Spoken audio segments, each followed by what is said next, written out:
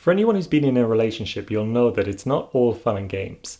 But in my opinion, if you're with the right partner, then the pros vastly outweigh the cons. It can, however, at times be hard work, and this can lead to certain challenges which, if not approached in the right kind of way, can lead to negative or destructive consequences in the relationship. So in this video, we're going to look at the 5 things that couples do that often worsen or even ruin their relationship. Number 1 is they expect their partner to be able to read their mind and know how they're feeling, despite the fact that they never explicitly told them. This often leads to scenarios where one person in the relationship is either feeling down or they have a certain expectation of their partner at a particular time, and that other person is completely oblivious to this because they weren't told. And this misunderstanding and disparity can often lead to resentment creeping into the relationship. And if this isn't addressed sooner rather than later, then it can often lead to unwanted outcomes. By the time this point comes up in conversation, it's often too late, and it's usually in the form of an argument.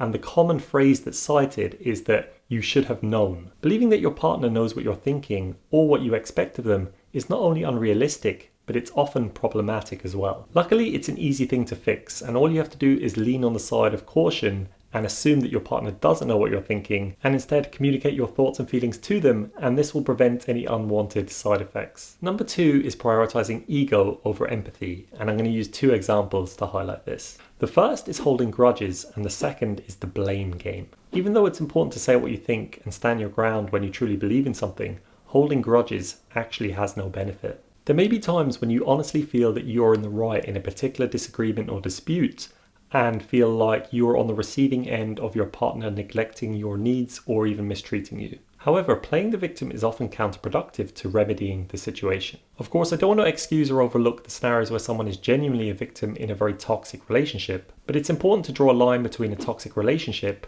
and a particular situation where you didn't get what you wanted out of it. Ultimately, making yourself out to be a victim in this scenario only creates a bigger divide between the two of you. It's the same reason why the blame game also doesn't work, because in this scenario, you care more about winning than actually resolving the scenario or disagreement in the first place. It's not always easy to do, or even knowing when it's the right thing to do, but sometimes conceding a little bit of ground to your partner so that you can communicate and resolve the situation and find common ground that you can then begin to build a relationship up again. When you get the balance right between standing your ground and hearing your partner out to see their side of the story, you can begin to find an optimal solution. A particular phrase I like is it's not you versus them, it's you two versus the problem. Number 3 is reactive versus proactive communication. Many couples share a common pattern where their issues or struggles are left until they reach a breaking point rather than addressed early and proactively. Not only does proactive communication prevent issues from blowing out of proportion and prevents arguments from even happening in the first place, but it also allows for more clear and less charged communication. The problem with leaving communication until it reaches its argument stage is that you're not in a clear frame of mind,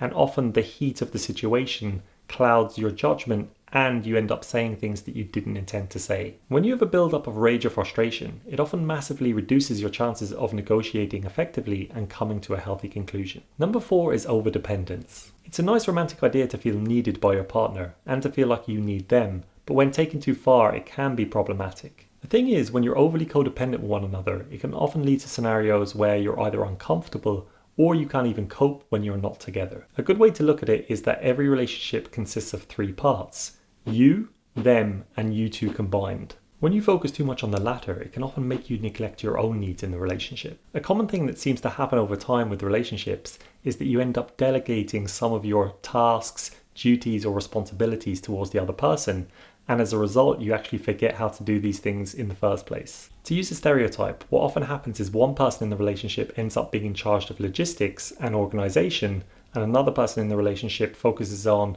a more narrow set of things such as DIY. This is fine up to a point, but when taken too far, you end up delegating huge life skills to the other person. Number 5 is avoidance. It can be a sign of emotional immaturity that when faced with uncertainty or adversity, you end up running away from the situation rather than dealing with it. There is a bit of a paradox to this though, and that is if you're able to recognize your own emotional immaturity, it's actually a sign of emotional immaturity. In the same way that ghosting is always a bad idea when it comes to dating apps, so too is running away from communication and conversations when in relationships. The thing to remember that running away from a problem doesn't make it go away, it actually just prolongs it, and at some point it may crop up again, and that uncertainty often leads to long-term stress. So even though it might lead to a little bit of stress in the short term, in the long term, you'll be much better off. Anyway, I hope you enjoyed the video. Let me know what you think, and I will see you in the next one.